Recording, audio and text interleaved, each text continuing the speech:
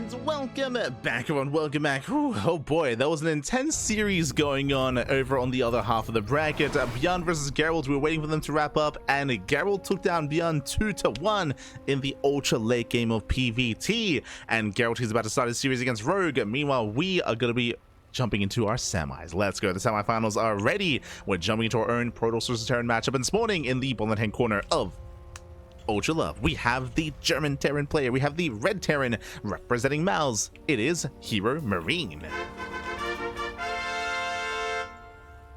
And spawning in the top right hand corner, we have his opponent. We have the Canadian Protoss player. We have the Orange Protoss representing Basilisk. It is Trigger. We have the most unlikely of the duos here in the semis. Again, Hero went down, Classic went down, and instead we have Trigger and Gabe rising to take their place. If you're in the chat, you know what time it is. Predictions are open. Predictions are open. Place your bets because it is Gamma time. It is Gamma time. Best of luck in the chats coming into this. Now, as we step into our series here, Gabe has been looking very on point, very on fire, with some very strong aggressive builds, but Trigger has his own approach to things. I'll be honest though, I haven't really seen much of Trigger as of late. Trigger, he was very active in the first start of the year. Then it was a little bit more sporadic when he would sign up for tournaments and sign up for open cups. Of course, Trigger, he had the performance of his lifetime, being the best player in the Americas, making it to EWC. Had a bit of a lackluster performance there, just gaining experience, working through those nerves as he was on that big stage for the first time. And we'll see how he compares to Gabe. I lean towards Gabe here, but Trigger, hey, he can pop off as well. Can pop off. But now, okay, economic opener for the first time this tournament, by the way, bearing in mind against Classic, double gas openers every single game against Classic, but here against Trigger, ranks expand into a later factory, into a later second gas, guys. So we can see here that Gabe, he is going for a more economic opener. I say economic, safer as well, because the CC is on the high ground, not on the low ground, so he's being a little bit careful with things, not as greedy, not as efficient as he could otherwise be, just to be a little bit safe.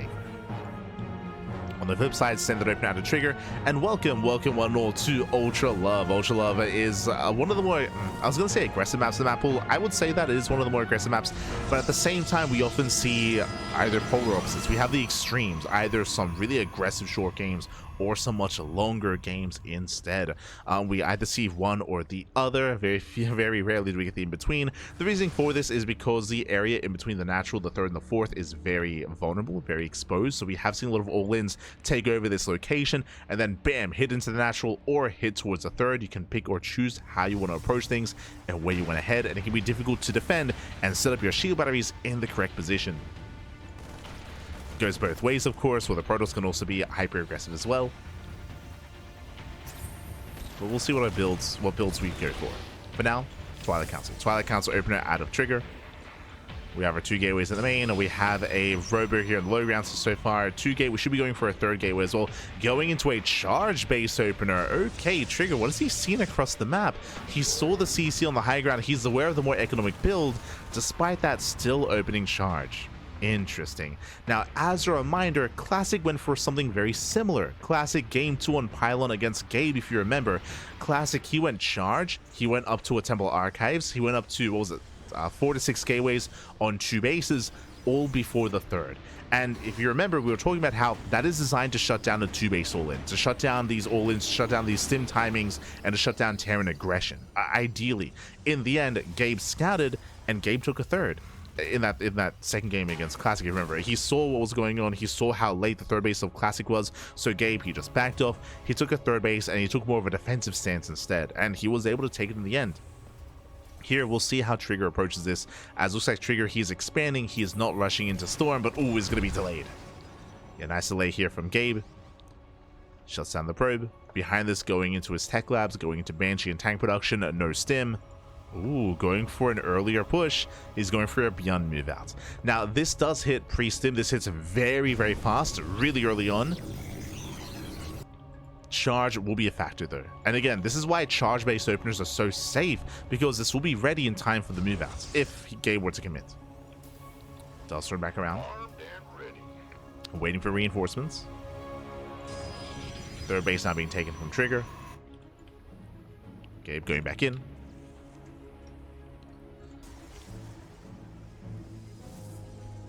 He does threaten to dive, does go back in.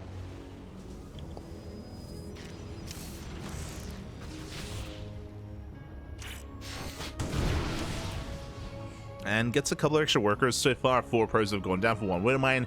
Very efficient trades here from Gabe. Observer gets across the map, but it gets spotted. Observer gets spotted, and we can see that Gabe, he's not going for that seamless push. He's waiting for Stim. Waiting for Stim. And this is a good call. As we mentioned, with this early charge timing, if Gabe would have pushed early on, he would have lost everything. He would have lost everything 100%. Instead, Gabe, he backs off. He waits for more upgrades. He builds up his army, and he'll have a greater chance at claiming a fight. As they do spot each other. Uh-oh. Gabe has to be careful not to be caught unsieged. He has to be careful. Charge is done. Gonna dive on the tanks. Yeah, Trigger is going for the tanks. Gabe is getting caught out. He does kite back. But he's losing a lot of Marines. Losing Marines, losing tanks as well. That's 1 tank going down. He'll lose 1. Saves the other 2, but that's going to be a loss here for Gabe. Again, Gabe, he should not have been out here in the open. We spoke about this with Trigger. He wants to fight, and he's going for the kill. No bunker. Yeah, no bunker. Tanks are exposed. He's going to get 1. 1 tank goes down. Ooh. And so does the other. Yeah, Trigger, he has done it. He has broken the natural base. Ay, ay, ay. Gabe caught with his pants down. Losing every single SCV. And this is critical damage. This is critical damage. Again, when we saw Stim, I thought Gabe was going to be more defensive, but GG gets called, and Trigger, he takes game number 1. Whew. GG.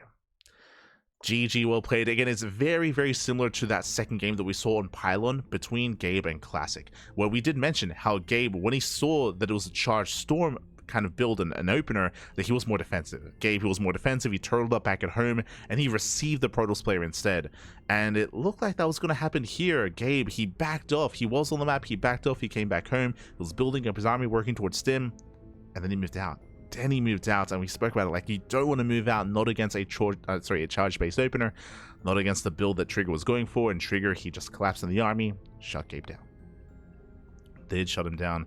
With that, GG, well played. Trigger does take lead in the series, and now we're getting into that second game, and we'll see what we go for this time. We'll see what map we load into as well.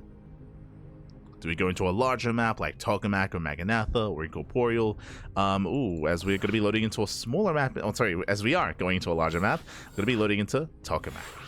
Let's go.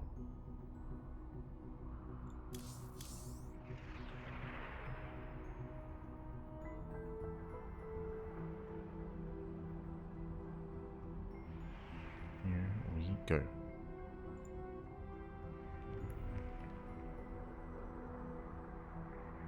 As we are getting into our next game. Again, Tokamak is one of the more defensive maps in the map pool. One of the larger maps as well. Second largest, second only to Maganatha, but much more defendable than Maganatha just because of the base layout. Here we go.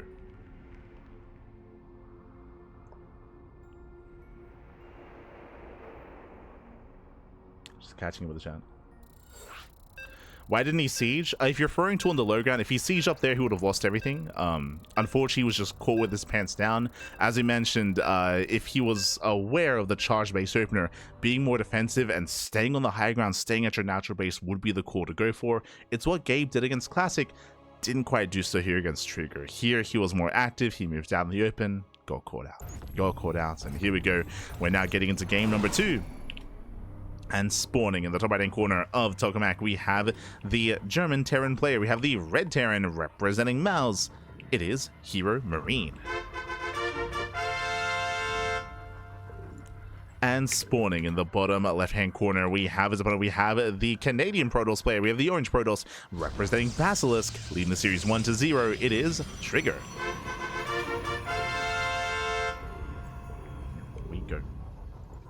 But again, because it was a charge-based army that Trigger had, and because Gabe was caught out of the open, if he did siege, then, I mean, regardless of whether he sieged or not, he would have lost those tanks, just because of the time it takes for them to siege up with the animation, and of course how quickly the charge-based army does collapse on that as well.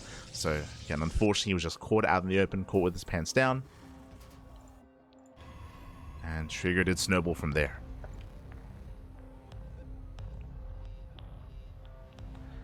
did snowball, but now we're going to be loading into a much larger map, and we expect completely different builds already. Double gas opener out of Gabe, so he's going for a faster factory, going for a much more tech heavy style. From here he can open up Cloak Banshee, he can go for early tanks, we can go for early cyclones, go for drop play. We'll see where Gabe takes us. This is more unusual. The reason why I say this is because we're on Tokamak. This is a larger map, so typically aggression is a little bit less favorable here on Tokamak, but the probe scout here from Trigger will confirm. If Trigger didn't scout that, he may just assume that it was something more economic, as he doesn't go further into the main. Yeah, still in position. He sees no expansion. And now he confirms. Yeah, he sees factory. Does see the factory timing. Trigger is aware. Oh, so Trigger is aware. Back at home, he's setting up. Now, when it comes to these charge builds, we expect them on Ultra Love, we expect them on Pylon, we expect them on Torches. What do these three maps have in common? Shorter rushes and spiked ground. Like, they're more aggressive, like they favor more aggression.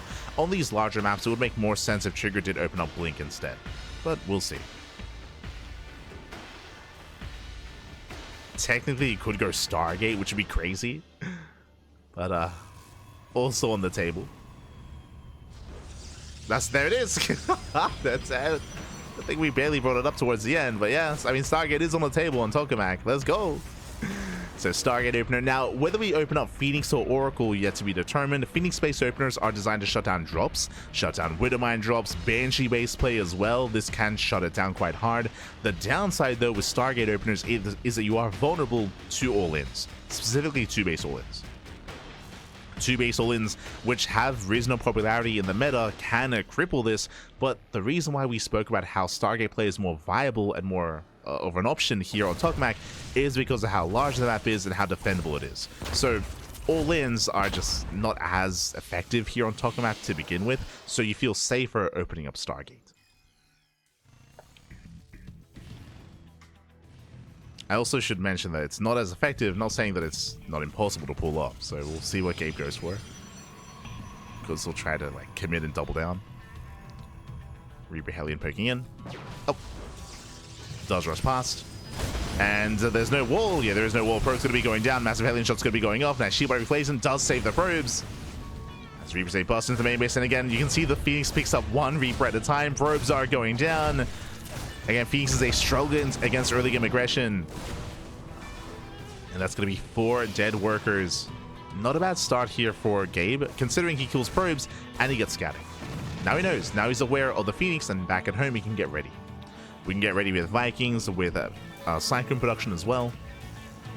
Tech Lab is on the way. Oh. As Gabe is moving out.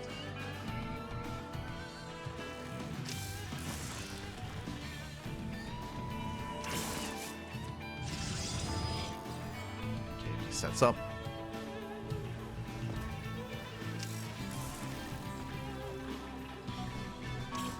And Trigger, he does spot the Widowmine. He's aware. Looking for a way in. Trying to bait out the mine with his Adept. Ooh, too premature though. Adept goes down. And not able to bait. Does take down 2 Widowmines regardless though. So some nice pickles, and behind the sea expands. Again, Trigger, he's not committing. He just pokes in, gets 2 Widowmines, backs off, takes the 3rd. Takes the 3rd base, and behind this is going not Phoenix Colossus, he's going Phoenix into charge. Okay. Going into a charge level composition. It is a little bit safer than going into Colossus. You know what, Gabe back at home, building up. We have Stim on the way, +1 as well.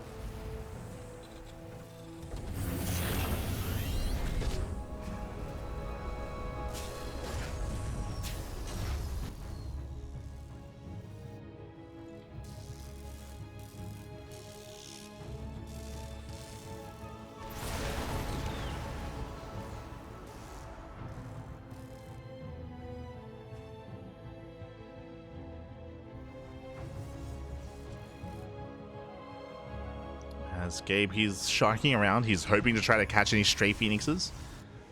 If Trigger's too active on the map, then he may get caught.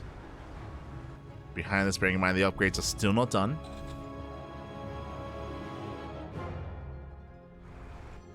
As Gabe is making his way towards the 3rd. Trigger, he does miss this completely, by the way. Does miss the move out. So Gabe, he does scout, he does confirm the third, and he backs off. As we mentioned, there's no stim here. Like, we're lacking upgrades. The goal was to catch a Phoenix, but didn't find one. Didn't find any Phoenixes. Pulls away. Does reinforce. And the upgrades are about to kick in. Yeah, here come the reinforcements. Now we can push. As Gabe moves out, Phoenix is moving in. Taro will defend. And now it's go time. Now it's go time. Now we have an army. Now we have stim. Back at home, what do we have to defend? No shield batteries, but that's a lot of zealots. Oh boy. I don't think Gabe has seen this, by the way. Like, he doesn't know if it's going to be Colossus or zealots. Here we go. Charges have arrived, and now we just collapse on the army. Yeah, Gabe has to get the hell out of here. Phoenix, they lift up a Marine at a time. Let's go. Mine shots going off. Okay, the Marines, they can hold their own. That's a lot of zealots going down. Again, the Marauders did a great job tanking. And we're just waiting for extra warp ins. And again, I'm still not convinced here that Gabe has enough. Zealots, they just show up those Marines so well. A nice force field. I'll pick up there by Gabe. Ooh, but Medivacs are going down. Yeah, Medivacs are falling. There's no more support. And Gabe, he will lose this army. As he will lose the final Medivac. Does have the mine. True. Up. There's a mine connection. More Wood Mines rocking up. But these were expensive losses here for Gabe. Not just the bio army, but the Medivacs, right? The Medivac count was reset. Oh. Ooh. Nice mine connections, though. Okay. Widow Mines are popping up.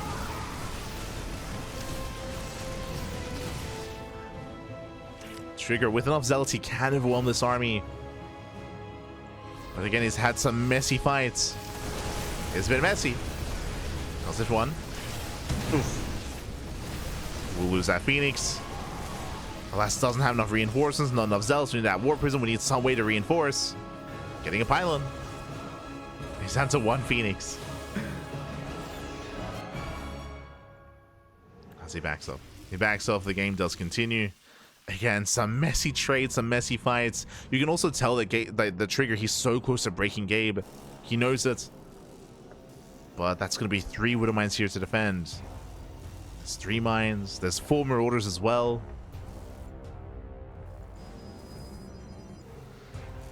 I'm not so sure Trigger can break him. Throwing away another Phoenix. Throwing away, what, 5 Zealots? Oof. Main army comes from behind. It was a little bit mistimed. Mine just going up, trying to force friendly fire. Not bad. It does force it, but more Widow Mines have made it. Boys are being pulled.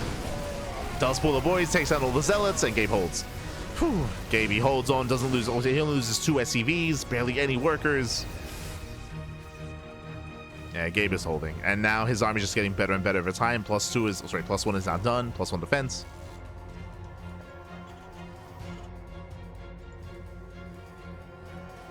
Behind this Trigger, his 4th base is late. The reason why it's so late is he was hoping he could just break it Gabe here and now. Once again, a little bit mistimed. He'll lose these zealots. The rest of the army comes from behind. Yeah, the armies, they come in one after the other. They're not lined up, and with this, Gabe, he's going to force the ace match. He defends, he survives. Now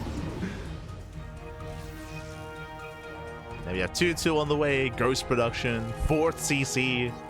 There's still no 4th base for Trigger. Ay, ay, ay.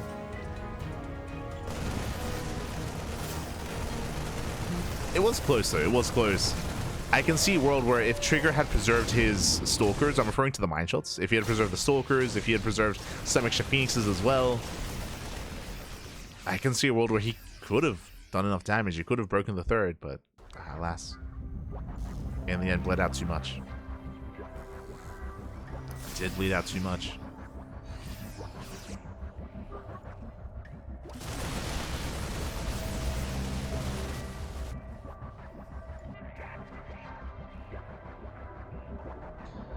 And over time, it's just being outscaled. There's no splash damage, right? There's no Storm, there's no Colossus, there's no Disruptors.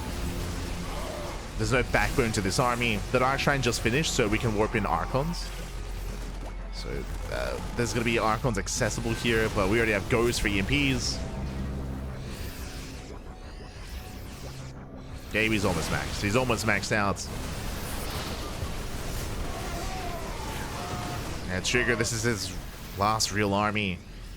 He's doing what he can. Drop across the map. You have defensive DTs, likewise DTs willing into the mineral lines. When behind Dark Shrine, he's doing what he can. But there's only so much he can do. That's Gaby snowballing out of control. Catches the sentry. We got how many zealots? We got 18. 18 zealots. The army's a little bit overstimmed. True, but we can always just pick up. We don't just lift.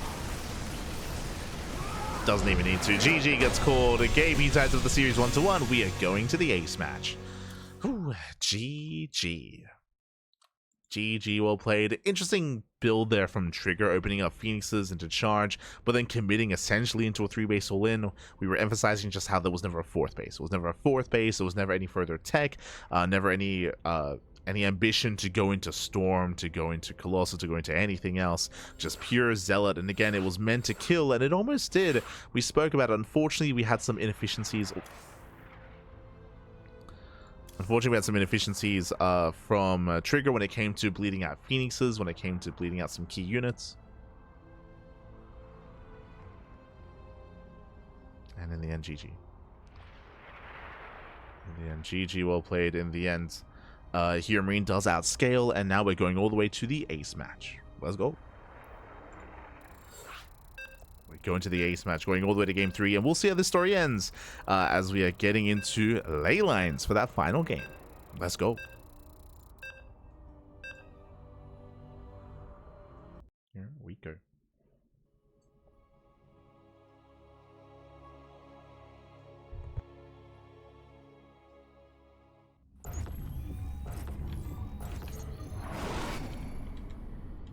As spawning in the top right hand corner of ley lines, we have the German Terran player. The German Terran, we have the red Terran representing Mouse, tying up the series 1-1, forcing the ace match. Can he go all the way? It is HeRoMaRinE. And spawning in the bottom left hand corner, we have his opponent. We have the orange Protoss player. We have the Canadian Protoss representing Basilisk. It is Trigger.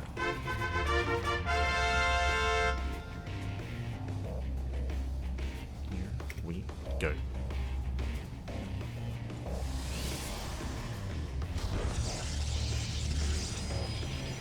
Let's find ourselves here in that final game, and we'll see how Trigger does adjust coming into the ace match. Now, every game so far in this series, Trigger, he has been relying quite heavily on charge.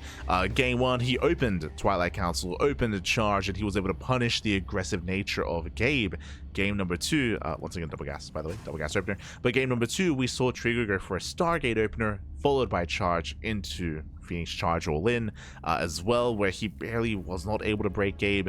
Coming into game 3, do we go charge once again, or do we go into Blink Stalkers? Do we go into something more standard, more macro?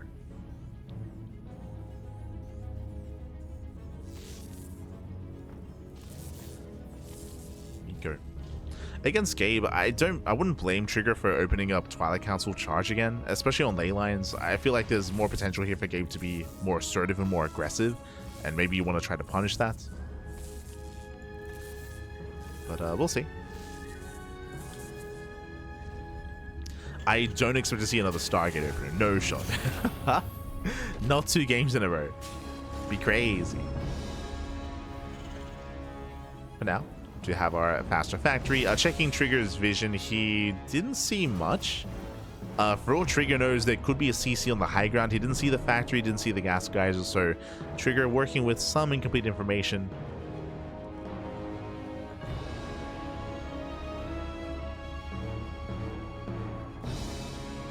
And we'll see what Gabe goes into.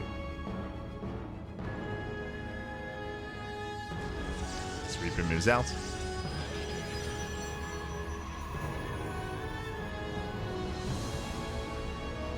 We have a safety shield batteries on the way. So far, Gabe just opening up Reaper Hellion. Not going for any early add-ons yet. But we're waiting for that. Oh, meanwhile, we have our tech of choice, Twilight Council. No Stargate, so Twilight Council open out of Trigger. We'll see if for the first time this series he opens up Blink. It's possible. Could go for it. Gabe pokes in, is deflected, hallucination moves out to scatter across the map. And we have our 1-1-1 setup. Reactor on the racks. We should soon be seeing that tech lab. Tech lab's on the way.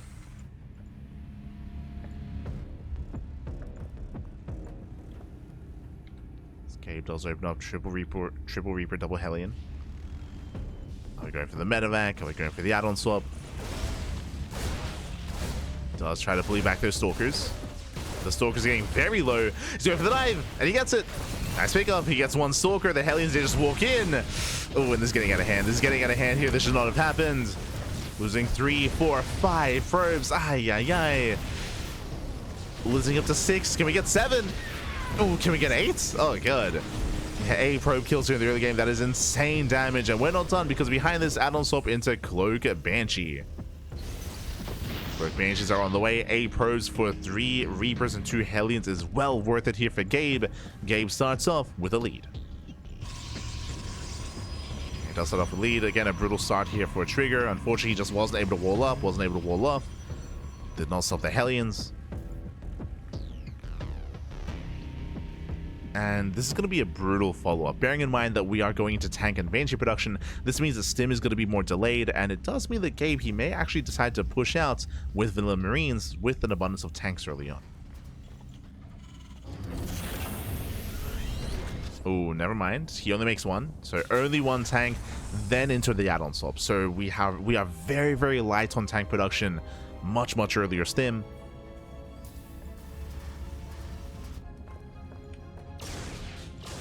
Banshee moves out. Banshee gets spotted.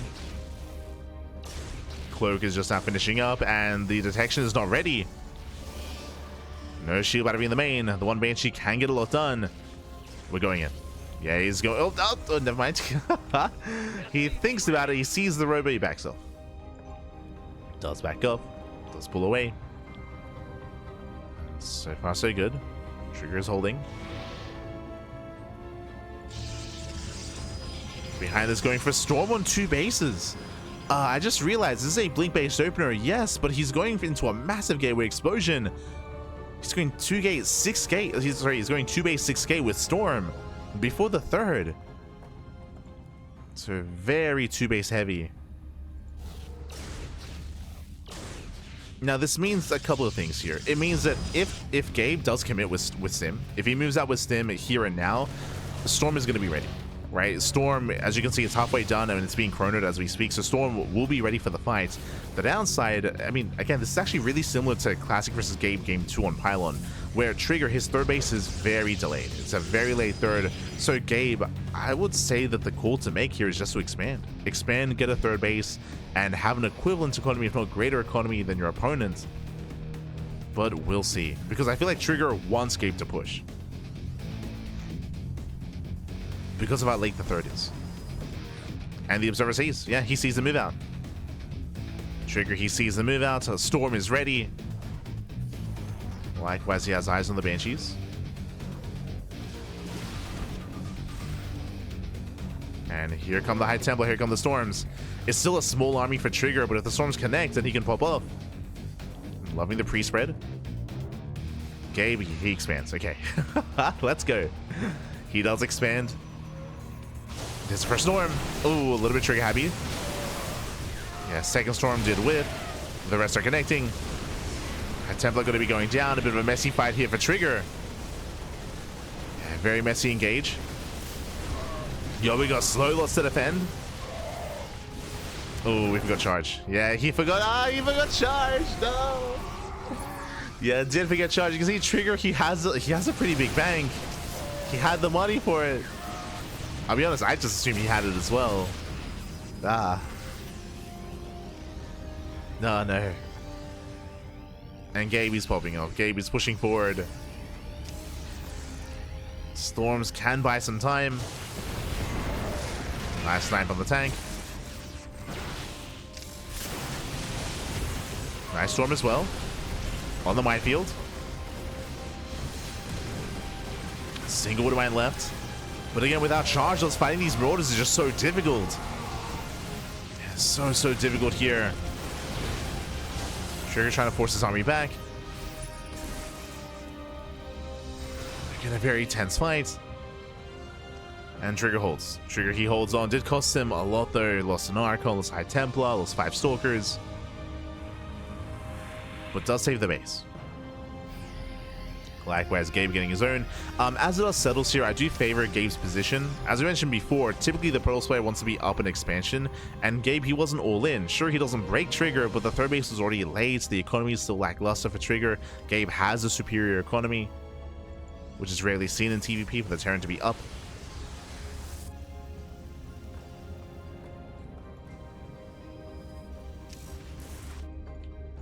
But Trigger now has charge, true. He has charge, he has storm. He can still take a fight. Mind Job comes in from behind, forcing the recall.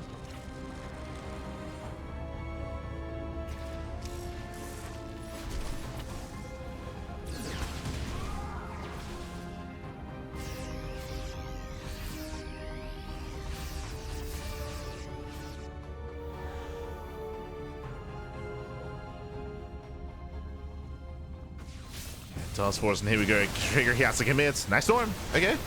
Very nice storms. Jesus. Okay, storms are connecting. 1 EMP lands. Nice mine shots. Mine shots are popping up, and we coming from behind. Yeah, Gabe, he comes from behind. He surrounds the army. He collapses in. Archons go down. And Trigger, this is the army. 1 High Templar. This is what's left. High Templar gets the hell out of there. HeRoMaRinE, he does take the fights, and Gabe is just snowballing from here. Again, he already had the superior economy, and now he's getting a 4th CC. There's still no 4th base for Trigger. Very late 4th for the Protoss. Late 4th, late expansion. It's more of an afterthought. And Trigger's just being outscaled. He's just being outscaled here. It's pushing into SimCity. It's not going to work well. Storms have potential, true, but this is a beefy army. There are just so many Marauders. There's just so many Marauders. Storms, they tickle the army. As there's 1 storm left. These are the final storms. And Gabe, he can just stim. He can just stim. He can win from here. And GG gets called. Trigger, he's out of steam, he's out of army, and Gabe, he will take the series 2-1, advancing on to the grand finals. GG. Whew. GG, well played, congratulations. HeRoMaRinE, he will claim the series, he will advance on. Again, an intense back and forth here, between the 2 players, but Trigger, he was hyper aggressive throughout this entire series. Very often, his 3rd base and his 4th base were an afterthought. Very often, he was very, very committed, and it was being punished for that commitment as well, as Gabe was often able to get an early lead, and often able to just outscale Trigger over time by claiming that 3rd base, by embracing the economy, and with that, snowballing out of control. GG. GG, well played. Gabe, he will claim it, and we have our first finalist. We have our first finalist for LiuLi Cup Weekly number 2. And now let us head on over here to the rest of the bracket. Let's figure out what's going on. Let's figure out where we are headed.